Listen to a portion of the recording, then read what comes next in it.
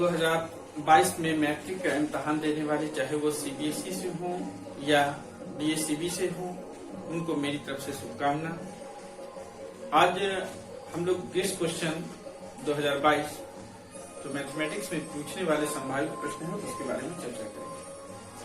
पहला क्वेश्चन है कि एक पॉलिनोमियल जिसको हिंदी में हम लोग बहुपद कहते हैं, x square minus x minus 2k plus 2 का एक मान के एक शून्य जो है 0 x = -4 हो तो k का मान ज्ञात करना है। तो शून्य करने का मतलब है कि अगर उसको वैल्यू दे दिया जाए तो उसका मान कितना हो जाए, 0 हो जाए, यानी बस उस इक्वेशन में वह जस्टिफाई कर जाए, उस इक्वेशन में वह पूर्ण रूप से बैठ जाए, तो उसी को हम लोग शून्य कहते हैं। तो एक शून्य कितना है, -4। इसका मतलब है कि -4 देने पर वह क्या आएगा, उसका रिजल्टेंट शून्य आएगा, तो वैल्यू यहाँ पर बैठाएंगे। तो x की जगह पर हम लोग क्या लिखेंगे, -4। तो अब इस इक्वेशन में आओ तो x की जगह पर -4 यानी -4 का square minus -4 minus 2k plus 2 = 0। क्यों 0 कर दिया, क्योंकि इसका शून्य है। अब इसका 4 का स्क्वायर कर देंगे तो 16 और माइनस माइनस प्लस, और ये हो जाएगा माइनस, इसको ब्रैकेट में भी रहने देंगे, प्लस 2 = 0। अब जो है ये कितना हो जाएगा, 16 4 20 माइनस 2k प्लस 2 = 0। तो अब हम लोग इसको उधर जब ले जाएंगे तो 2k प्लस 2 = क्या हो जाएगा, 20। तो 2k प्लस 2 = 2 को उधर लेते चलना, तो ये क्या हो जाएगा, 20 माइनस 2 यानी 2k = 18, तो k = 9। यही हो गया हमारा फर्स्ट का सॉल्यूशन हो गया। एक बार फिर देख लेंगे, शून्य का मतलब है कि उसका वैल्यू दिया जाए और इसका रिजल्टेंट क्या आ जाए, शून्य आ जाए। क्या आ जाए, शून्य आ जाए। तो हम लोग देखेंगे जो इक्वेशन दिया हुआ है, जो पॉलिनोमियल है, वह है x square minus x minus 2k plus 2। तो x की जगह पर हम लोग क्या वैल्यू बैठा दी, -4 बैठा दी। तो -4 का square minus -4 minus 2k plus 2 = 0। तो ये हो गया 4 का स्क्वायर 60 और माइनस माइनस प्लस माइनस, इसको 0 कर दीजिए। तो ये दोनों को ऐड कर दिए, बाकी उधर लेकर ठीक आप लोग वैल्यू निकाल। अब हम दूसरा क्वेश्चन देखेंगे। दूसरा क्वेश्चन क्या है कि द्विघात समीकरण। अब हम लोग दूसरा क्वेश्चन देखेंगे। दूसरा क्वेश्चन देखेंगे कि द्विघात समीकरण कितना का मूल है। द्विघात समीकरण को हम लोग अंग्रेजी में कहते हैं क्वाड्रेटिक इक्वेशन। क्वाड्रेटिक इक्वेशन, और मूल का मतलब होता है, इसको कहते हैं रूट्स। तो रूट्स का मतलब है मूल, जिसका मतलब है कि इसी का वैल्यू जो है, यानी इसमें कौन सा x का वैल्यू बैठाया जाए कि उसका वैल्यू 0 आ जाए। तो यहाँ क्वाड्रेटिक इक्वेशन, द्विघात समीकरण का एक इक्वेशन दिया हुआ है, क्या, 100x² माइनस 20x प्लस 1 = 0। तो इसका हम लोग वैल्यू निकालेंगे। तो वैल्यू निकालेंगे तो पहले इस इक्वेशन को लिखेंगे, सॉल्यूशन -20x प्लस 1 = 0। अब इसको फैक्टर कर देंगे। तो फैक्टर कर लेंगे तो क्या होगा, अगर फैक्टर इसका होता है तब तो ठीक है, नहीं तो फिर हम लोग x उसके फॉर्मूला से निकाल देंगे। तो ये कितना हो जाएगा, ये a की जगह पे क्या है 100, b की जगह पे क्या है -20 और c की जगह पर 1। तो इसके लिए हम लोग पहले डिस्क्रिमिनेंट निकालते हैं d। तो d का फॉर्मूला होता है b² माइनस 4ac। तो d कितना हो गया, -20 का स्क्वायर माइनस 4 × 100 × 1। तो 20 का स्क्वायर कितना हो गया, 400, और ये कितना हो गया 400, यानी डिस्क्रिमिनेंट 0 हो गया। अब एक का फॉर्मूला निकालने के लिए x = क्या फॉर्मूला है, b प्लस माइनस d/2a। तो -b यानी एक माइनस पहले से दिया हुआ है, तो -b प्लस माइनस 0/2a है 100, यानी ये कितना हो गया 20/200, यानी ये कितना हो गया 1/10। तो ये x का वैल्यू जो है 1/10 ये होगा, यानी उसका रूट्स 1/10। नेक्स्ट क्वेश्चन हम लोग देखेंगे कि समांतर श्रेणी, यानी ये मामला है एक ही का, जिसको हम लोग क्या कहते हैं इंग्लिश में अर्थमेटिकल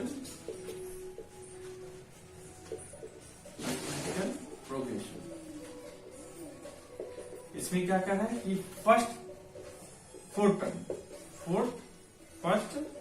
फोर्थ टर्म निकालना है, तो लिखना है, जबकि फर्स्ट पर जो है वो 4 है और सर्व अंतर यानी कॉमन डिफरेंस, सर्व अंतर का मतलब कॉमन डिफरेंस कितना है, d इक्वल टू -3। इसको हम लोग सोल्यूशन करेंगे।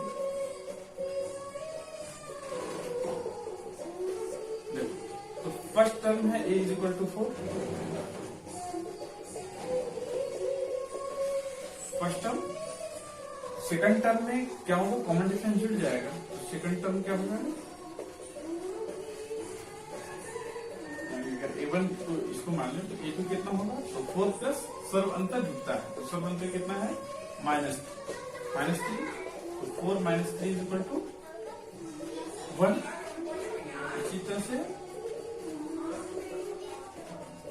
थर्ड टर्म क्या हो जाएगा,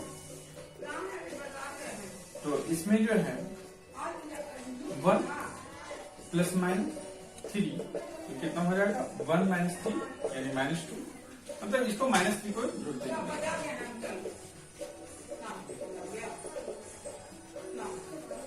तो 1 ये अब कितना हो गया, तो -2 प्लस -3 इज इक्वल टू -2 हाँ, तो हम लोग देखेंगे इसको, इस समानांतर श्रेणी के प्रथम 4 पद निकालना था, जिसमें प्रथम पद क्या दिया हुआ था, a इक्वल टू 4 दिया हुआ था, और कॉमन डिफरेंस जिसको सर्वांतर करते हैं ये -3 दिया हुआ था। तो फर्स्ट टर्म तो a दिया हुआ है, ठीक है, इसके बाद हम लोग कॉमन डिफरेंस को जोड़ते चले जाते हैं। तो सेकंड टर्म में a मतलब 4 प्लस, अब कॉमन डिफरेंस को जोड़ दिए तो -3, इसको जोड़ने के बाद ये 1 आया। इसके बाद सेकंड टर्म यानी थर्ड टर्म, तो थर्ड टर्म में भी इसको लोग ऐड कर दिए तो -2, और इसके बाद -2। हम लोग फोर्थ क्वेश्चन देखें कि यूक्लिड विभाजन एल्गोरिथम का प्रयोग कर 135 और 225 के बीच क्या निकालना है, HCF निकालना है, ठीक है। किस एल्गोरिथम का, यूक्लिड विभाजन एल्गोरिथम, ठीक है। तो आप पहले तो ये समझ जाऊंगा कि है क्या यूक्लिड विभाजन एल्गोरिथम। तो इसको जैसे कहते हैं कि जैसे कोई संख्या है, इसमें p से हम लोग भाग दे दिए q बाय, और इसमें जो शेष जो बचा वो r बचा, तो ये एक क्या होता है कि भाज्य बराबर भाज्य गुने भागफल प्लस शेष, तो यानी a is equal to p into q plus r। इस मेथड से हम लोग को निकालते हैं, ये भी कहलाता है क्या, यूक्लिड विभाजन algorithm. a is equal to p into q plus r, जहां ये हो गया भाज्य बराबर भाज्य गुने भागफल प्लस शेष। अब इसके तहत क्या निकालना है, नष्ट, यानी 135 डिवाइडेड बाई 225। तो अब कितना बार में लग जाएगा, तो 2 बार में हम लोग लगा देंगे तो कितना हो जाएगा, 270 ज्यादा हो जाएगा, यानी एक बार लगा दें तो कितना हो जाएगा 135, ये 0, और इसमें कितना हो जाएगा 9 3 12 और 200। अब फिर इसको डिवाइड करेंगे तो ये कितना हो जाएगा 135, यानी यहाँ वाला लिखेंगे जैसे हम लोग HCF निकालते हैं, तो 135, ये कितना बार में लग जाएगा 1 बार में, तो ये 90, सब्ट्रैक्ट कर देंगे, घटा देंगे तो 9 4, ये कितना बार में लग जाएगा 2 बार में, कितना बचा। अब हम लोग यहाँ पर देखेंगे कि इसमें हम लोग क्या किए कि 135 इंटू 1 प्लस 90,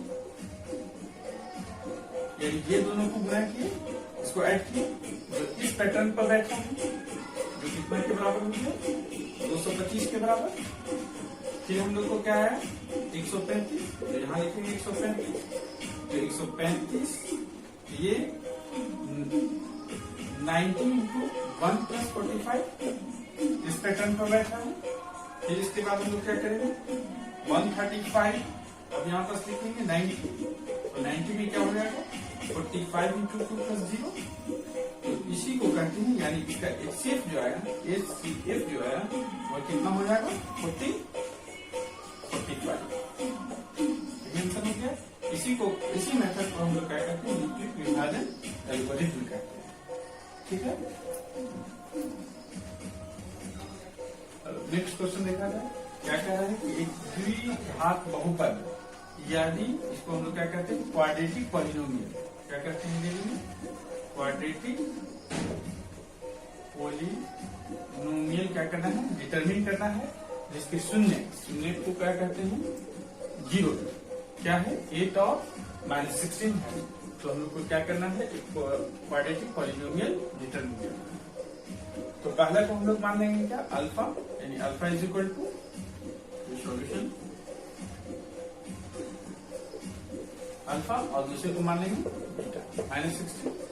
इसका पॉलिनोमियल के लिए इक्वेशन आता है, क्वाड्रेटिक पॉलिनोमियल के लिए इक्वेशन ऑफ